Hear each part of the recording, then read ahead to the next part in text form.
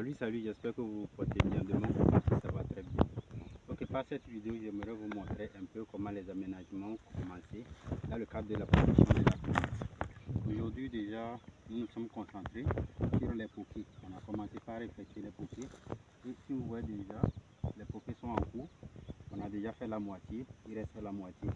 Je vous ai dit que la production serait effectuée sur une superficie du quart d'hectare. Donc, 2500 mètres carrés. Déjà, on a presque fini la grande partie. Il reste juste une petite partie. Donc, la production va être effectuée dans les haricots. Et si vous voyez déjà, les haricots qui sont là et qui sont en plein développement. Donc, déjà, vous allez voir, il y a des haricots qui sont là. Il faut savoir que l'haricot, déjà, c'est un légumineuse. Et généralement, les légumineuses sont des fixateurs d'azote. Donc déjà, il y a cette possibilité que ces légumineuses aident la tomate dans sa croissance. Donc si vous voyez, on a fait les pokés et les lignes des pokés sont séparées de 1 mètre.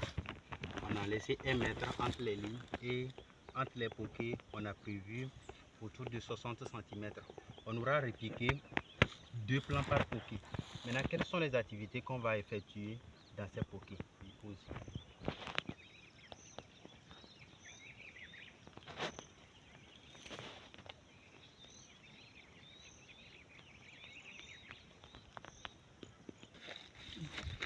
Donc, il faut savoir que nous allons beaucoup travailler les trous. D'abord, on va faire des apports localisés. La production même serait effectuée de façon localisée pour pouvoir concentrer la fertilisation. On aura à mettre de la matière organique dans chaque poké. Chaque poké doit recevoir 150 à 300 grammes de matière organique. Chaque poké doit recevoir 150 à 300 grammes de matière organique. Maintenant, nous allons retravailler le poké. Donc, vous allez voir que la terre sur laquelle en fait on va faire la production serait carrément différente de l'ensemble de la terre qui se trouve dans le champ. Déjà, il y a des engrais foliaires qui sont disponibles et qui sont en préparation. Du coup, ici, comme vous pouvez voir, nous avons du super magro ici. Donc, comme je vous disais, nous avons les engrais qui sont prévus pour la production. Donc, ici, nous avons du super magro qui est déjà prêt à être utilisé. Si vous voyez, c'est déjà prêt à être utilisé et dès que l'étape d'utilisation arrive, nous allons juste l'appliquer. Donc, il faut savoir que pour l'agriculture biologique, la première des choses est d'apprêter les fertilisants. Donc, ici, voilà notre deuxième engrais. Ici, c'est le NPK Bio. C'est le NPK Bio. Et déjà, avec ça là, nous avons les éléments essentiels pour le développement de la plante qui sont disponibles ici. Donc voilà, du NPK Bio en pleine activité. Nous aurons besoin de ça le 30e jour après le repiquage de nos tomates. Ça, c'est le NPK Bio. Donc après ça, voilà de ce côté le compost liquide. Ça, c'est du compost liquide.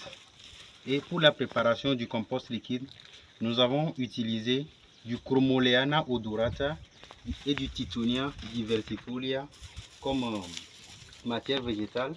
Et nous avons utilisé pas mal de digestion pour la matière organique. Maintenant, nous allons voir l'étape de la pépinière pendant que les fertilisants sont en activité. Ok, donc voilà déjà la pépinière de la tomate. Voilà la tomate qui est là, la pépinière est en cours. Nous avons encore 2 semaines. Avant de commencer le repiquage. Mais regardez déjà l'étape de la tomate. Donc on n'a pas besoin de repiquer la tomate avant de commencer par vouloir chercher les fertilisants pour le traitement.